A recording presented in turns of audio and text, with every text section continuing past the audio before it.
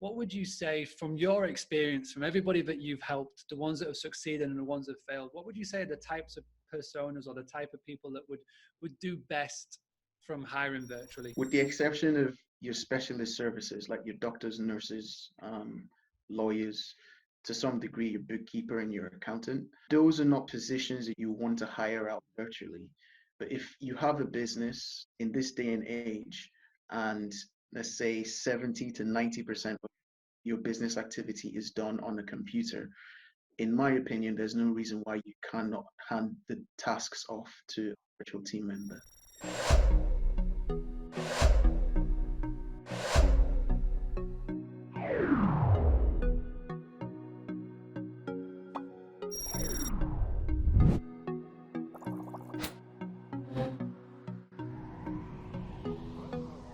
Boost Hospitality Podcast. My name is Mark Simpson. I'm the founder of Boostly, and we are in season 7, episode 7. And today we're talking all about hiring your first virtual team member. I invited on Tega, who has been helping small business owners, solopreneurs for the past few years now figure out where in their business they need help, and he helps people by then hiring team members from all over the world, and then he helps manage the whole process. Him and his team do a fantastic job, and I wanted to get him on this show because we wanted to scale back what exactly is a virtual team member or virtual assistant, the pros and cons of doing it, which type of business owner should be looking to outsource, and exactly what it is that short stay accommodation owners need to be looking at. We talk about social media, we talk about McDonald's, we talk about Big Mac, we talk about SOP, and we've got loads of really cool tactics and tips for you in this. Before we get started, I just want to thank you, our podcast sponsor for this season. This is Hostfully. Hostfully are a US based company that help design digital guidebooks for your guests for pre and post stay. I have been on Hostfully for a while, and the guests that we use at the Granary have commented on how good the guest guidebooks are, not only for our own family business, but Boostly Academy members such as Paula Butler use it for her business, Cockington Cottages, and again their guests are commenting on the guidebooks on arrival. Really recommend that you check out Hostfully. Go to hostfully.com. If you go to hostfully.com, you can check out right now. If you go and put in Boostly2M in the coupon code, you'll get 2 months free of their premium service. But what I love most is you can get started today for free for one guidebook. So go and check it out. Before you go and check it out, please tune in to this Boostly podcast. Good evening, everybody in Boostly land. Nice to speak with you guys virtually, those of us live and those who happen to be listening. Pleasure to be speaking in your ears. My name's Tega, as Mark pointed out. I am based in Newcastle upon Tyne in the northeast of England, so pretty cold winters, and it's pretty cold today, which is why I'm wearing a hoodie for those who may be watching.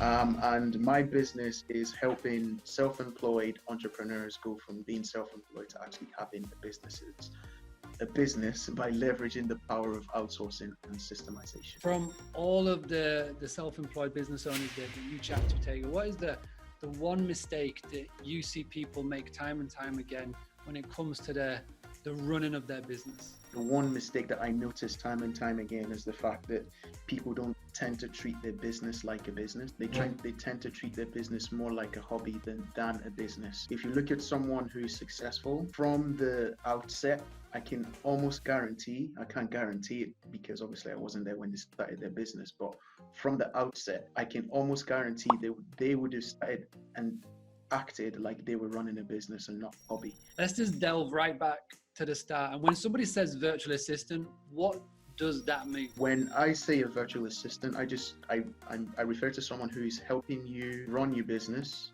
but they are location independent. I tend to find that nowadays the term VA is just being used without any real consideration. Perfect example of this is they are online business managers. So these are people who traditionally in a brick and mortar business would be business managers. The only difference is they're working online. but rather than call themselves online business managers, they call themselves VAs. Because they call themselves VAs, and in reality, they're online business managers, they charge online business manager prices. So when you say to someone you need to get a VA, in the traditional sense of the virtual assistant and not an online business manager, because they know so many people that are online business managers that use the term online business managers and VAs interchangeably, they're usually put off because the fees are quite high. Traditionally, whenever you say virtual assistant, people tend to associate that with low-level work. But from what I've done and the people that I've helped, the key mindset shift that I tend to make people adopt is the fact that if you are running a business and you are going to get a virtual assistant, it's better to think of them and treat them as a virtual team member than just a virtual assistant. What would be the pros and cons, in your opinion? Let's go through the pros first of hiring somebody that would be virtual instead of somebody sat with you in the office. Right out the gate, the pros of doing it virtually is you instantly, by doing it virtually, negate any tax responsibility that you have for that person. So your business doesn't have to carry the burden of payee and health insurance and all the other things that you may have to pay if they're in the UK. The other thing is, as well as reducing the tax liability, hiring someone outside of the country that you're located in is usually very, very budget friendly. Let's just move on to the cons. So what would be a potential downfall, would you say, in your opinion, of hiring somebody virtually compared to hiring somebody in office? The biggest one, and the one that most people tend to hang the hat on, is the fact that it's virtual. They would say that there's no way for you to monitor their output. There's no way for you to make sure that you're hiring a real person. There's no way for you to make sure you're not scammed. I have an argument against that. I'm sure we'll get to that in the call, but that would be one of the cons.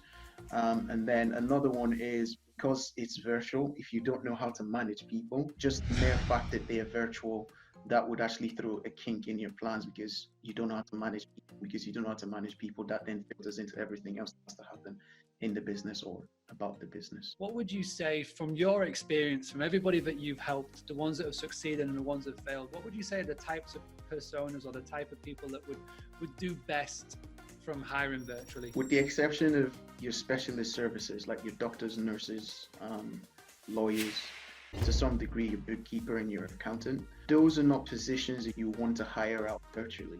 But if you have a business in this day and age, and let's say 70 to 90% of your business activity is done on a computer, in my opinion, there's no reason why you cannot hand the tasks off to a virtual team member. What would you say would be the best way of somebody getting started in this process of looking to outsource? Now, there's going to be a lot of people listening to this who are really busy hospitality and short stay accommodation owners.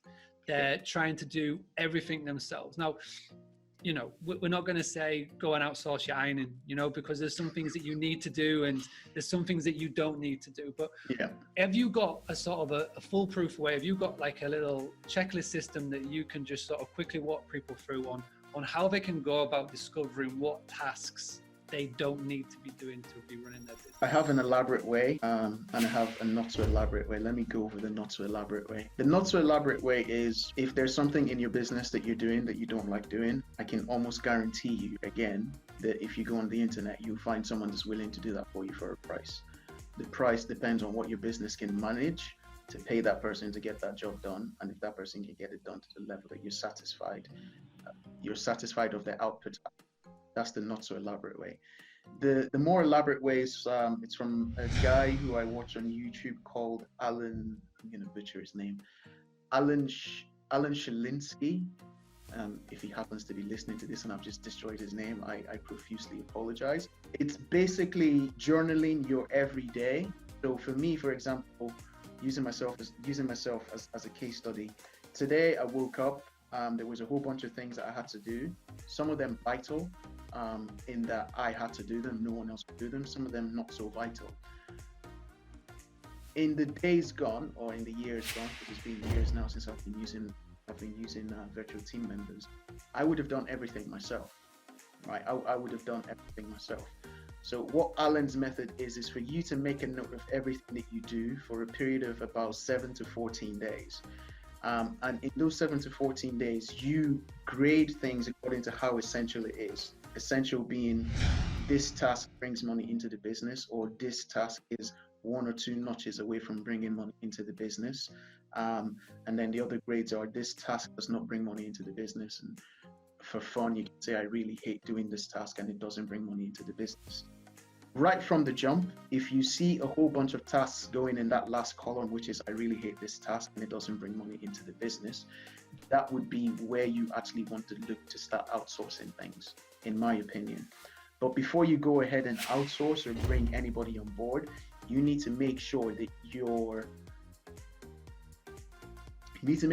SOPs are all on cue. When I say SOPs, that's just standard operating procedures. And back at the start, whenever you ask me what's the number one mistake people make, I said they treat their business like a hobby and not like a business.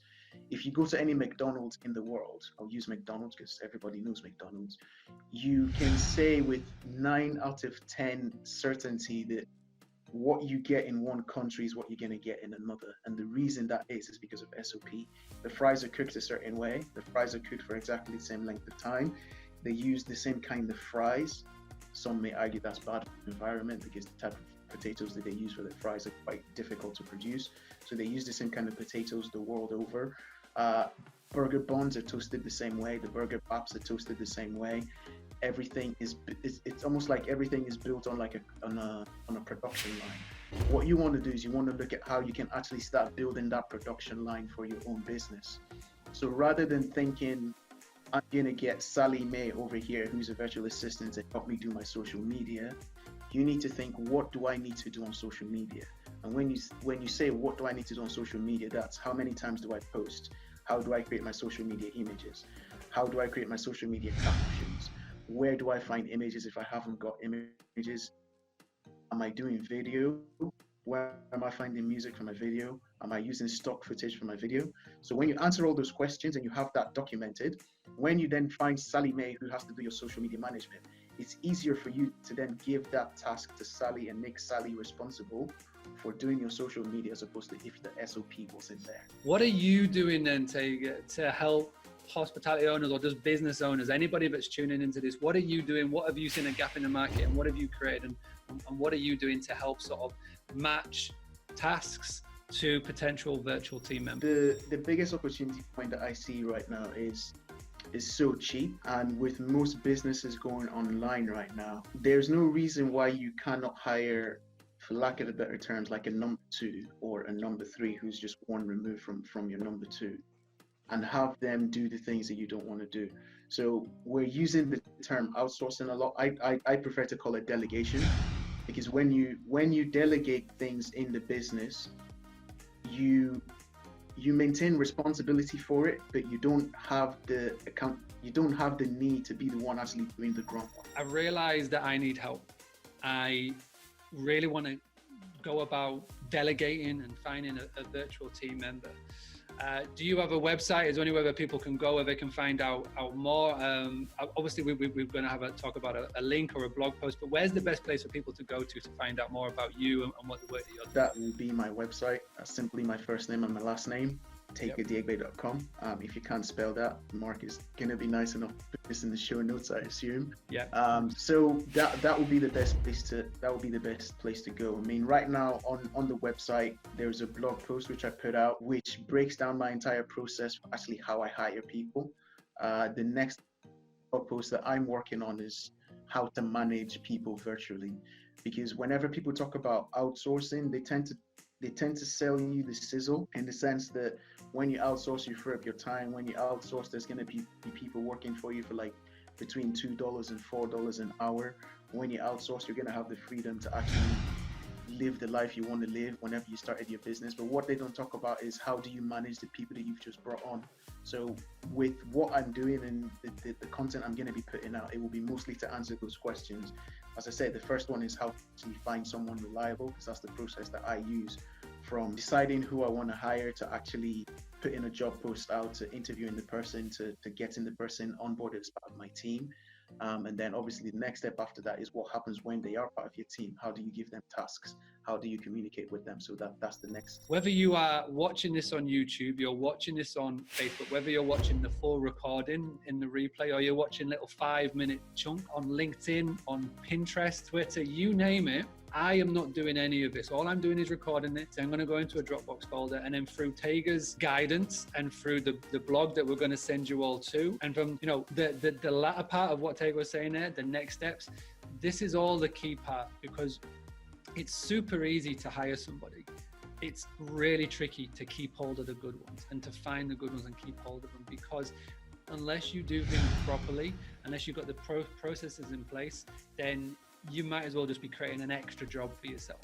And this is what, like I say, this is why I really wanted to get Tega on. I really wanted to talk about these things, because I find that so many people, when it comes to getting started on all of this, they'll jump on Upwork or they'll jump on Fiverr, and then they'll just get bombarded and they'll get overwhelmed, and then they'll just go, fuck this, I'm not doing it, I'm gonna go and just do something else, and then they'll never come back to it. But realistically, if it was just broken down in simple steps, easy steps to follow, which Tega has done on his blog, and you can go to boostly.co.uk/TEGA, and you will go to it.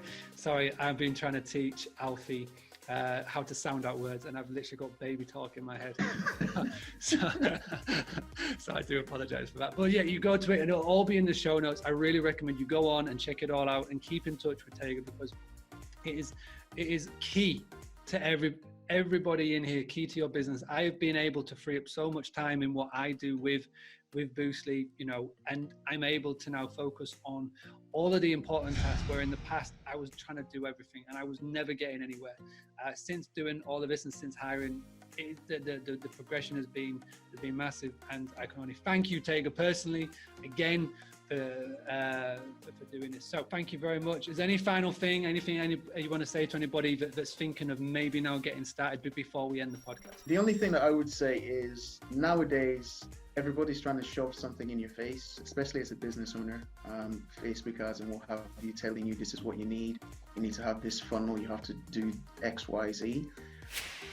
I don't want to be one of those people, and in not wanting to be one of those people, I'd be remiss if I didn't say, outsourcing may not be for you, or delegation may not be for you. If you have a business that you are happy with, and you're happy with the amount of work that you're doing, and you're happy with the amount of money that you're bringing in, by all means, go on and keep doing. If you are in business and you have a vision to grow your business, or you think like, I want to see how far I can take this, then I guess the message is, no man is an island. It takes a village to raise a child, and just as it takes a village to raise a child, it takes the team to build a business. And if you want to build a business, you need to start building a team, virtual or otherwise. We're going to end it. Really appreciate Tega for taking his time out to go through this. I just want to quickly thank the sponsor of this podcast, which is Hostfully. Hostfully will give you digital guidebooks that you can wow your guests pre and post day arrival. If this is the first time that you have tuned in to a Boostly podcast, then you have got 7 seasons and 9 more episodes that you can go and check out. Simply go to boostly.co.uk/podcast. It's available on iTunes, Spotify, even now on Google Play as well. So if you go onto Google, type in Boostly podcast, you can listen to a podcast right there in Google search, which I think is pretty cool. As always, please go and rate, review, and subscribe. And I will be back for another episode of the Boostly podcast very soon. Well, thank you very much for tuning in, and we'll speak to you all very soon.